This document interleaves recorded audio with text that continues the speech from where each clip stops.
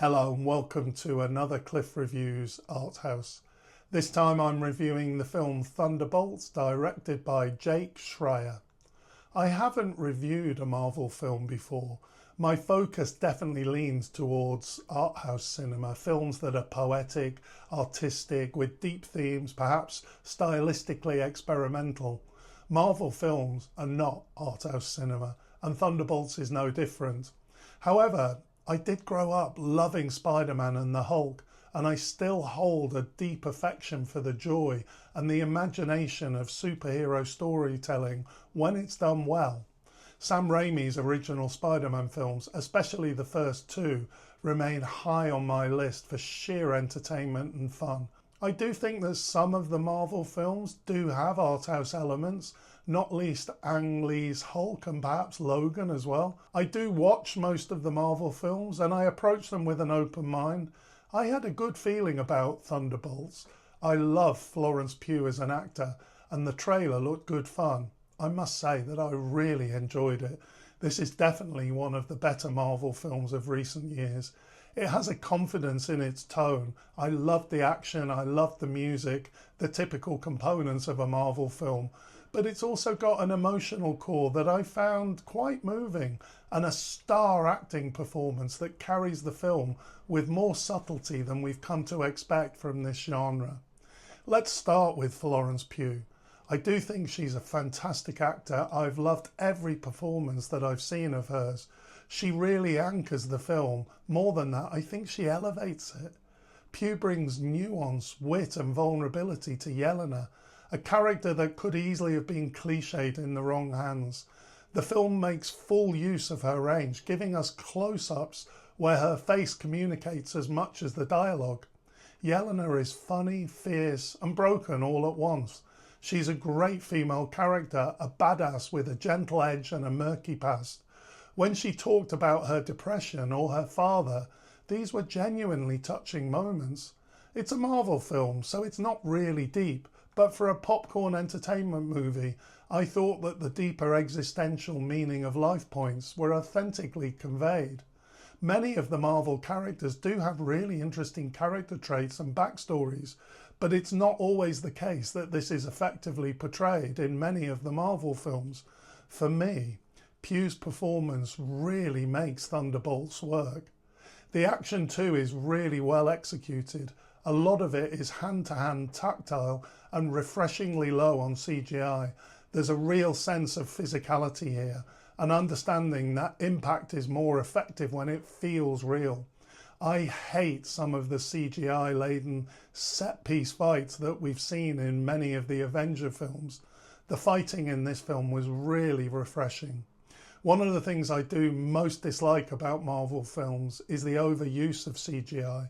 I appreciated that this was mainly avoided in Thunderbolts, but it does slip into it at one or two points.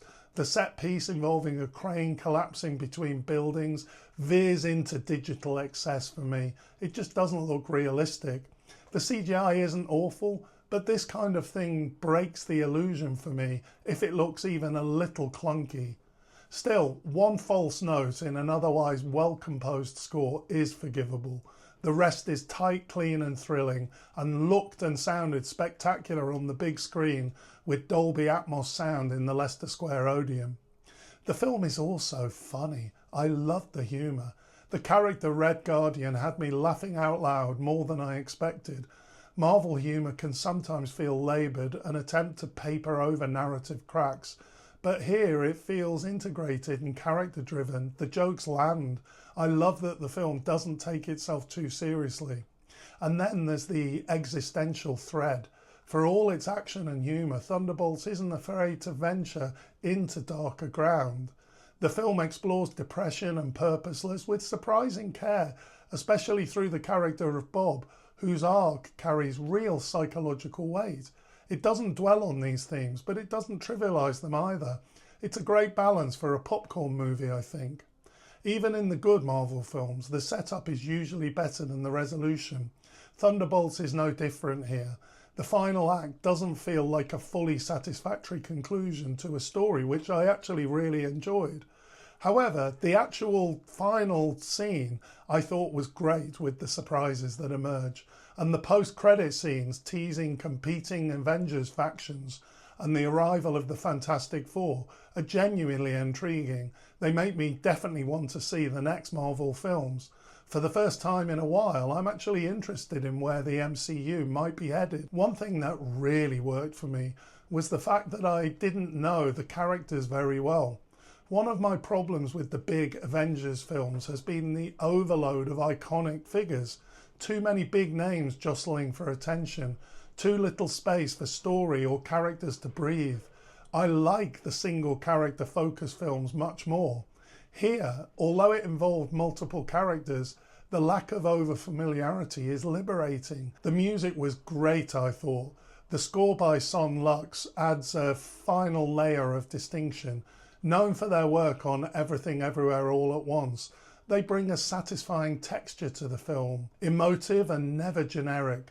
The music lifts action scenes, deepens quiet moments, and gives the film a distinctive mood. Which brings me to the inevitable Scorsese question. Is Thunderbolts art? No. But does that make it worthless? Absolutely not. I saw it in a pretty full cinema, surrounded by strangers who were laughing, gasping, and enjoying themselves immensely. That matters. That's cinema too. Not everything needs to be poetry. Sometimes it's enough to be a great chorus. This is entertainment, intelligent, well-made, emotionally aware entertainment. And when delivered in the right space to the right audience at the right time, that is something worth defending. Thanks for watching, and I'll see you next time.